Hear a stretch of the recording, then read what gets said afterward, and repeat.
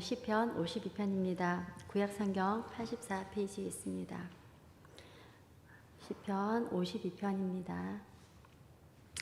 다 찾으신 줄로 알고 함께 읽도록 하겠습니다. 포악한 자여, 내가 어찌하여 악한 계획을 스스로 자랑하는가? 하나님의 인자하심은 항상 있도다.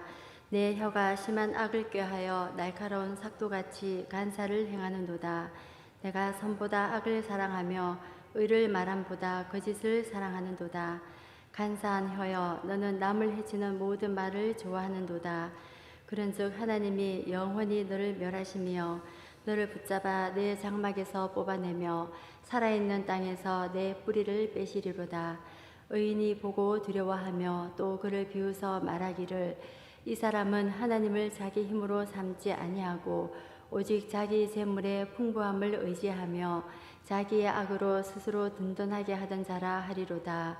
그러나 나는 하나님의 집에 있는 푸른 감람나무 같으며 하나님의 인자하심을 영원히 의지하리로다. 주께서 이를 행하셨으므로 내가 영원히 주께 감사하고 주의 이름이 선하심으로 주의 성도 앞에서 내가 주의 이름을 사모하리이다. 아멘. 오늘은 시편 52편의 말씀으로 은혜를 나누고자 합니다. 다윗이 사울의 핍박을 받을 때에 쓴 8편의 시가 있는데 그 중에 하나가 오늘 우리가 살펴볼 시편 52편입니다. 표지에 보면은 다윗의 마스길, 인도자를 따라 부르는 노래라고 되어 있는데 마스길의 뜻은 교훈하다, 교훈을 위해 쓴 시라는 뜻입니다. 그리고 표제에 에돔 사람인 도액이 사울에게 이르러 다윗이 아히멜렉의 집에 왔다고 그에게 말하던 때에 라고 기록하고 있는데 도대체 무슨 일이 있었던 걸까요? 표제에서 이 시의 배경을 암시하고 있는데요. 사무엘상 21장과 22장이 이 시의 배경이 되고 있습니다. 우리가 다 찾아서 함께 읽어보면 좋겠지만 시간 관계상 생략하고 이해를 돕기 위해서 제가 그 배경을 잠시 설명하자면 다윗은 사울에게 쫓기는 신세였습니다. 사울의 죽인 자는 천천히요, 다윗의 죽인 자는 만만이라는 여인들의 노래 소리를 듣고 그 시기심에 불탔던 사울이 다윗을 죽이고자 마음을 먹었습니다. 다윗은 사울이 자기를 죽이려고 하는 것을 알고 도망을 갑니다. 쫓기던 어느 날 누업 땅에 사는 제사장인 아히멜렉의 집에 급하게 들어가서 그 허기를 채우기 위해서 떡 5덩이를 얻고 나가다가 혹시 내가 지금 비무장인데 총과 창이나 칼이 있냐고 물으니까 그 아히멜렉이 당신이 죽인 그 블레셋 사람 골리앗의 칼이 있다 하니까 그것을 내게 좀 달라 해서 그것을 받아가지고 갑니다. 제사장은 사울이 다윗을 죽이려고 하는 것을 몰랐고 업무 수행 중인 줄 알았어요. 그렇기 때문에 순순히 다윗을 도와주었던 것입니다. 이것을 가만히 숨어서 누가 봤냐면 그 사울의 목자장인 도액이라는 사람이었습니다. 그는 힐탱이 유대인이 아니고 에돔 사람이에요. 에돔 사람인데 이 사람은 사울 왕의 그 목자장이었습니다. 그 사울의 양떼나 소떼를 관리하는 사람이었어요. 이유는 모르겠지만 이 사람이 그 당시 제사장이었던 아히멜렉의 집에서 함께 살고 있었습니다. 이 모든 상황을 지켜보고 있던 도액이 이 사실을 얼른 사울에게 찾아가서 밀고를 합니다. 사울이 그 얘기를 다 듣고 이제 화가 나는 거예요. 그래서 제사장에게 다윗을 도와준 일을 추궁하였고 그리고 결국 도액을 시켜서 그 다윗에게 음식을 제공했던 그 제사장을 죽이라 하니까 그 사무엘상 22장 18절에 보면은 그 사건이 나옵니다. 그래서 그날에 세마포 에봇 입은 자 곧 제사장들 85명을 죽이는 끔찍한 일이 생겼던 것입니다. 그리고 그 19절에 보면은 이제 그 지역이 노비였는데 그 성에 사는 남녀와 아이들과 젖 먹는 자들과 소와 나귀와 양을 칼로 다 죽이는 대학살이 일어난 거죠. 그때 제사장이었던 아히멜렉의 아들 중에 한 명인 아비아달이 겨우 이제 목숨을 건져서 누구에게 도망을 갔냐면 다윗에게로 도망을 갔습니다. 그래서 다윗이 이 아비아들을 통해서 그 모든 얘기를 다 듣고 쓴 시가 오늘 우리가 함께 읽었던 시편 52편인 것입니다. 아히멜렉의 아들인 아비아달 이 제사장은 왜 그 다윗에게 피했을까요? 상식적으로 우리는 이해가 안 되죠. 무슨 문제가 생기면은 우리는 어떻습니까? 힘이 있는 사람을 찾아가려고 하죠. 그리고 도움을 받을 수 있는 사람을 생각하고 그 사람을 찾아가는 것이 기본 상식이잖아요. 도액은 사울 편에 서서 그 상황을 고자질하고 결국은 제사장들을 다 죽이고 그 노읍 땅에 사는 사람들을 다 살육하는 편의 도액은 섰는데, 반면에 아비아달은 다윗 편에 서는 것을 보게 됩니다. 이 그림이 상징하는 바가 아주 큰데요. 오늘 시편 52편은 9절이라는 아주 짧은 얼마 안 되는 시지만은 이런 맥락과 배경을 두고 썼다라는 것을 염두에 두고 우리가 본문에 들어가면은 이해가 좀 쉬우리라 생각됩니다. 1절에 보면은 도액은 이제 그 악한 계획을 실행하며 악을 행한 것을 자랑하는 포악한 자라고 기록하고 있습니다. 그는 선보다 악을 그리고 의보다 거짓을 사랑하는 자이며 자신을 높이는 자였습니다. 하나님을 두려워하는 마음이 그 속에 없었기 때문에 자기 마음대로 자기의 유익을 생각하며 내일을 계획하는 자였습니다. 아마도 도액은 사울에게서 다윗과 그 아히멜렉의 일을 밀고 하고 제사장들을 죽임으로써 높은 지위와 큰 보상을 받았는지도 모릅니다. 하지만 그것은 하나님이 주시는 상급과는 더 거리가 멀어지는 악한 행위였습니다. 세상이 주는 이익은 잠시지만 하나님이 내리시는 징벌은 영원한 것입니다. 혹시 우리에게도 이런 유혹이 온다면 우리는 말씀과 기도로 이겨내야 합니다. 하나님 대신에 재물의 풍부함을 의지하고 자신의 악으로 스스로를 든든히 세우려고 해서는 안 되는 것입니다. 1절 후반에 보면은 하나님의 인자하심은 항상 있도다라는 말은 앞서 말씀드린 도액에 대한 배경 이야기를 했을 때에 도액은 결국 누구 편에 섰습니까? 다윗 편에 서는 것을 우리가 봤잖아요. 그런데 죽임 당하던 아히멜렉의 자녀들과 제사장들, 그 제사장들 중에서 아비아달이라는 이 제사장은 겨우 목숨을 구해서 다윗을 찾아가는데, 지금 다윗은 찾아갈 만한 그런 처지가 아니잖아요. 다윗은 쫓겨다니는 처지였기 때문에. 그런데 다윗을 찾아갔다는 것에 대해서 구약의 유명한 학자이신 김정호 박사님은 다윗의 언약을 택한 것이다 라고 말씀하셨습니다. 이것은 아주 중요한 것인데요. 이것은 복 있는 사람만이 누릴 수 있는 은혜인 것입니다. 사람은 그런 것 같습니다. 눈에 보이는 것, 안전하게 보이는 것, 힘이 될 만한 것, 어떤 든든해 보이는 것에 의지하고 싶고 기대를 걸고 싶은 거죠. 그러나 그것이 우리를 견고하게 하지 않습니다. 우리를 견고하게 하는 것은 언제나 하나님의 언약입니다. 여러분 믿으십니까? 오늘 시편 기자 다윗은 그 얘기를 하고 싶은 것입니다. 하나님의 언약에 소망을 둔 자. 남들은 여기가 대박이래. 지금 이게 대세잖아. 그렇게 하더라도 그리스도인들의 삶의 기초는 아니야.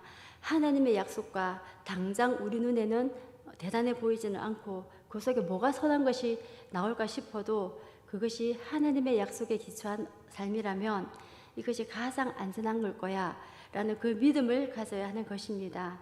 목숨을 지키기 위해서 쫓기던 아비아달이 다윗을 찾아갔다는 것은 결국 다윗의 언약을 쫓아갔다는 것입니다. 다시 2절을 보겠습니다. 내 혀가 심한 악을 꾀하여 날카로운 삭도같이 간사를 행하는도다. 예, 악의 도구가 2절에 보면은 말하는 혀라고 말을 하고 있습니다. 그 혀가 간사를 행한다고 합니다. 도액이 간사한 말로 아히멜렉의 일가족을 몰살당하게 한 사실을 엄두에 둔 표현인데요. 다윗은 자신이 사울로부터 쫓기고 있다는 얘기를 제사장에게 말하지 않고 음식과 무기를 달라고 했기 때문에 아히멜렉은 그 상황을 전혀 몰랐기 때문에 순수히 응할 수밖에 없었고 도와주었던 것입니다. 도액이 이러한 사실까지도 사울에게 만약에 얘기를 했다면은 그 노읍 땅에 있었던 그 제사장들을 다 죽이는 그런 대학살 사건은 일어나지 않았을지도 모릅니다. 그러나 그는 사실대로 얘기를 하지 않았고 아히멜렉이 다윗을 도왔다고, 그래서 그를 반역자로 고발함으로써 자기의 이기적인 탐욕을 채우기에만 급급했던 것입니다. 결국 도에게 그 간사한 혀가 무고한 생명들을 죽음으로 몰고 가는 무서운 칼이 되고 만 것입니다. 혀는 그 사람의 언어를 말하는데 언어는 결국 그 사람의 생각을 담고 있습니다. 이 세상에는 간사한 혀로 나쁜 말을 하며 남을 이간질하는 자들이 많습니다. 야고보 사도가 혀는 사람을 죽이기도 하고 살리기도 한다고 했습니다. 야고보서 3장 5절에서 8절에 보면은 혀는 능히 길들일 사람이 없나니 쉬지 아니하는 악이요 죽이는 독이 가득한 것이라 했습니다.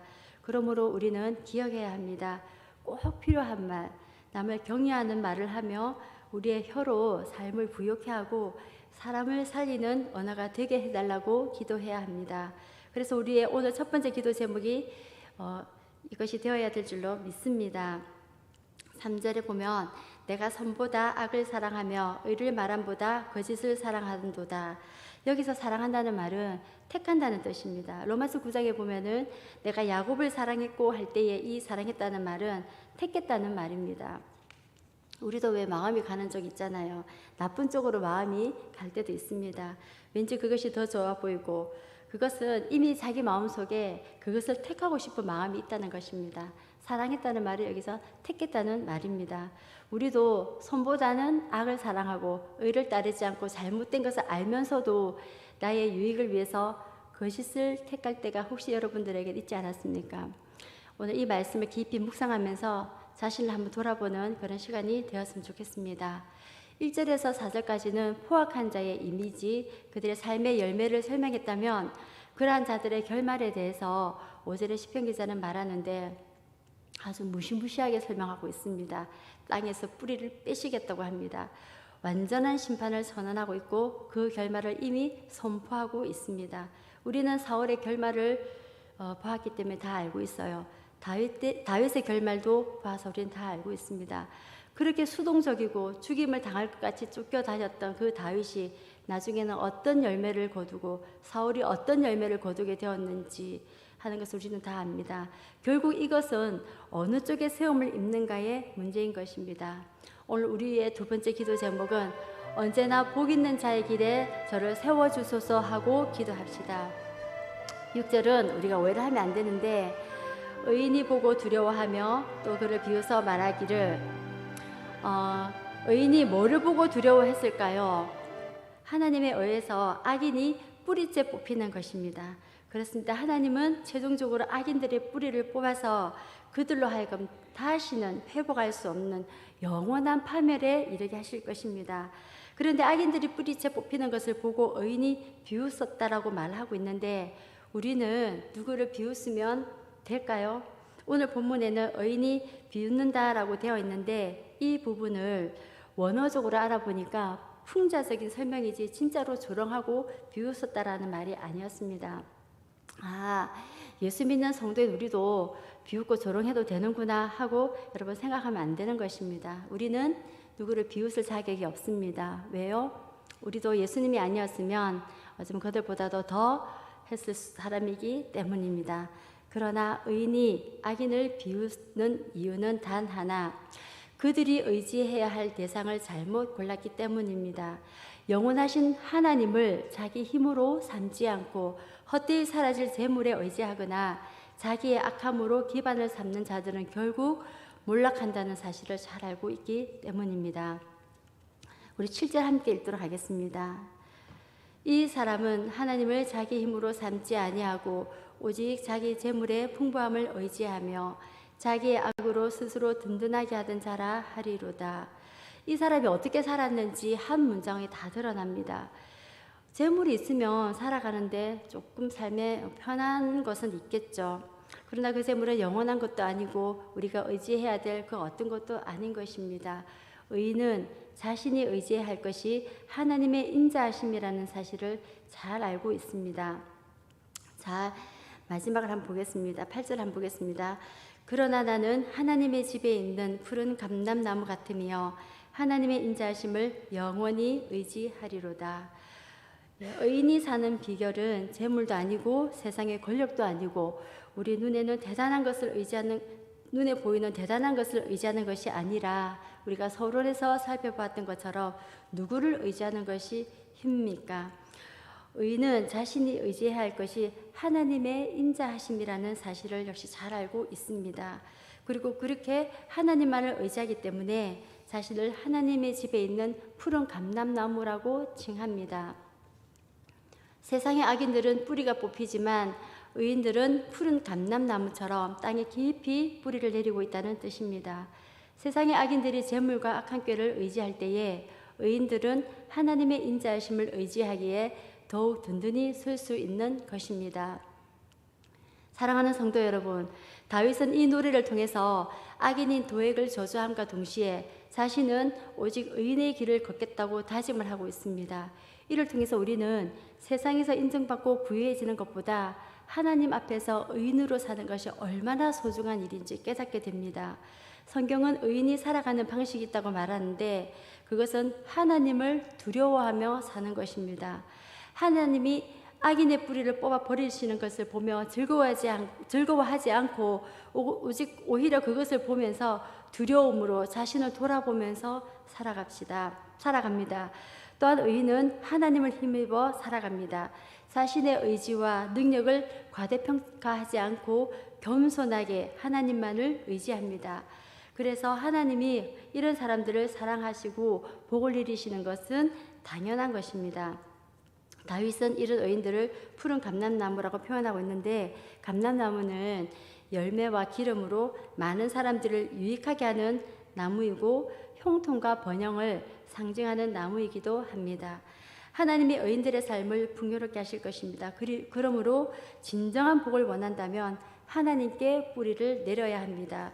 복의 부스러기를 찾아서 세상에 기웃거리지 말고 복의 권원이 되시는 하나님께 뿌리를 깊게 내리며 하나님께서 주시는 진짜 복을 받아 누리며 사는 삶을 살아가야 합니다. 사랑하는 여러분, 이제 말씀을 맺겠습니다. 세상에는 악한 계획을 세우고 자랑하는 포악한 자가 많습니다. 그들 때문에 의인들은 고통을 당하기도 하고 낙심에 빠지기도 합니다. 그러나 세상의 악인들은 잠시 번영하는 것일 뿐 그 뿌리가 뽑혀서 버려지게 될 것입니다. 하지만 의인은 오직 하나님의 인자하심을 의뢰하고 그분의 말씀에 뿌리 내리는 삶을 살기 때문에 형통한 삶을 살 수 있습니다. 악인과 의인의 결말이 이렇게 다른 이유는 뿌리를 내리는 장소가 다르기 때문입니다. 오늘 다윗은 멸망당할 악인과 자신이 분명하게 다름을 강조하면서 나는 하나님의 집에 있는 푸른 감람나무 같으며 하나님의 인자하심을 영원히 의지하리로다 라고 고백합니다. 결국 다윗처럼 하나님께 뿌리를 내린 의인은 하나님의 집에 있는 푸른 감람나무처럼 열매를 맺고 형통함을 누리게 될 것입니다. 오늘도 여러분의 하루 삶 속에서 눈에 보이지 않는 그 어떤 것이 아니라 하나님의 인자하심, 긍휼하심을 의지하여서 참된 인생의 지혜를 결실하고 드러내는 복된 하루가 되시기를 주의 이름으로 축복합니다. 여러분, 다윗의 언약을 붙드시기 바랍니다. 하나님의 약속을 붙드시기 바랍니다. 그런 삶을 살아가는 저와 여러분이 되시기를 주의 이름으로 축복합니다. 기도하겠습니다.